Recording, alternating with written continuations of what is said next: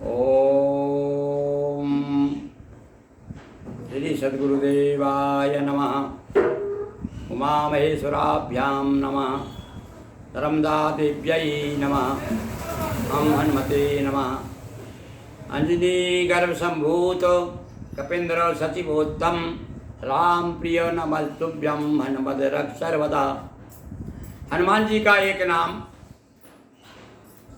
अंजनी पुत्र भी है, वायुपुत्र भी है, शंकर सुवन केसरी नंदन, अनेक नाम है हनुमान जी महाराज के।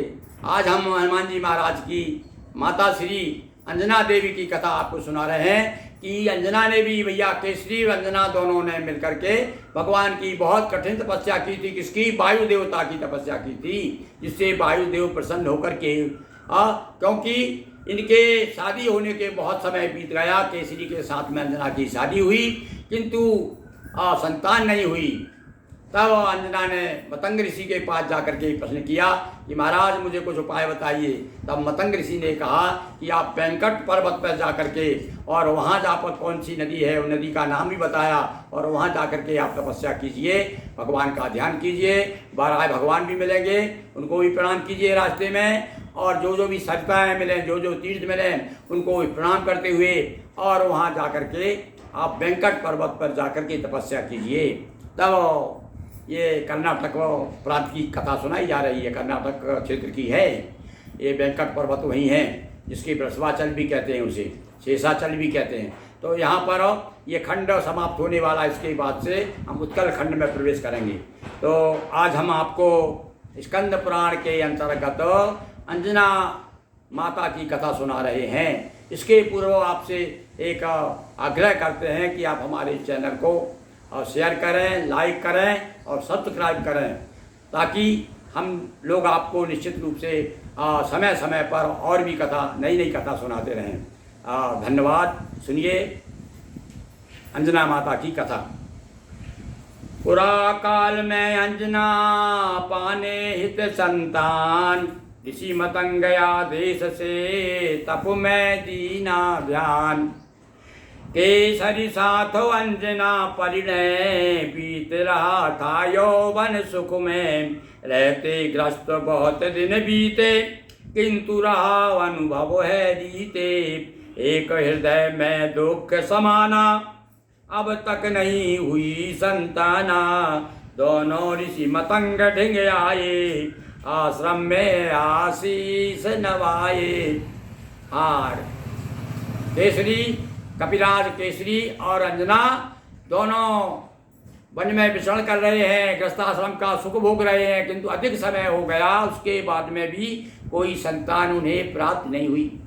और गृहस्थाश्रम में भैया प्रमुख रूप से जब संतान नहीं होती तो कितना ही सतग्रस्त हो, दुखी हो जाता है। अंजना के मन में भी चिंता व्याप्त हो गई कि भाई किस प्रकार से संतान मिले।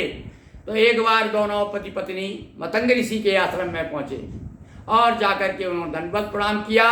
ऋषि ने आशीर्वाद दिया, पूछा, अरे हे केसरी राज, हे देवी अंजना, आपका आना किस हेतु हुआ है?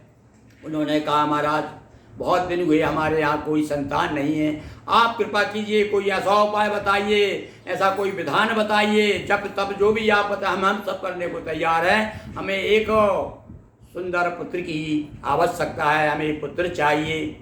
तो मतंग ऋषि ने उनको एक बताया, सबसे सरल उपाय बताइए, भाई देखो तुमको वेंकटाचल पर्वत पर जाना पड़ेगा, और वहाँ पर 12 भगवान भी हैं, और वहाँ पर पवित्र पवित्र नदियाँ हैं, उनमें स्नान करते हुए 12 भगवान के दर्शन करते हुए आगे बढ़ना है। और वहाँ पर एक स्वामी पुष्करी नाम की बड़ी प्रसिद्ध नदी भी मिलेगी आपको।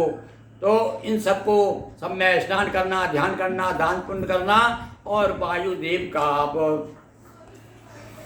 ध्यान करें, उनका जप करें, तप करें, और तब वायुदेव प्रसन्न होकर के निश्चित रूप से तुम्हारी मनोकामना पूर्ण करेंगे।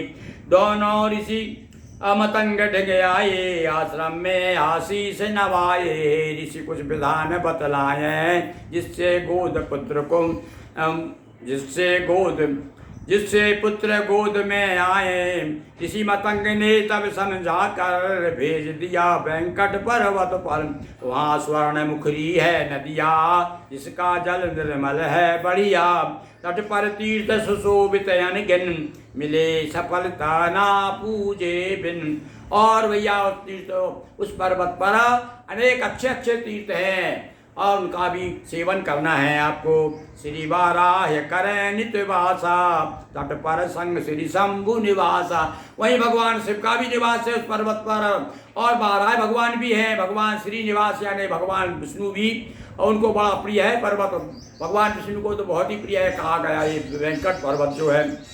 सरित स्वर्ण मुखरी दर्शन कर थे कृतार्थ, सरी बीच नहा कर पथ में श्री वराह का धामा। आगे बढ़कर कीन प्रणामा, नदी स्वामी पुष्करणी आई। वेंकट नदी स्वामी पुष्करणी आए, और वेंकट में आकर हर्षाए। वायुदेव की कीन तपस्या, दूर हो संतान समस्या। और यहाँ पर एक बड़ी प्रसिद्ध नदी और स्वामी पुष्करणी नदी इसका नाम है।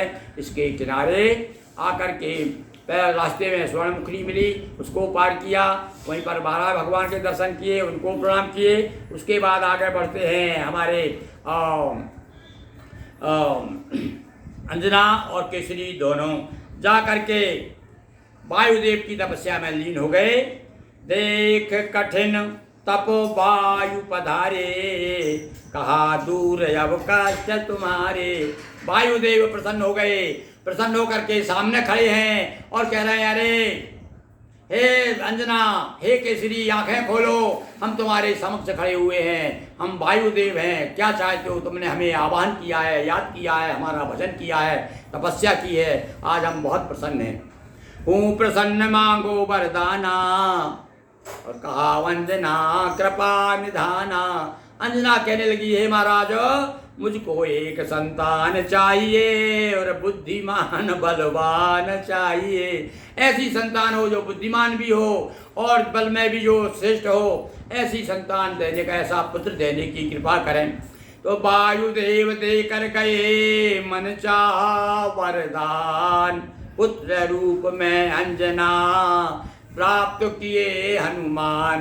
बोलिए पवन पुत्र की जय, बोलिए वायु पुत्र की जय, उमापति महादेव की जय, नर्मदा मैया जी की जय। हर हर महादेव शंभो।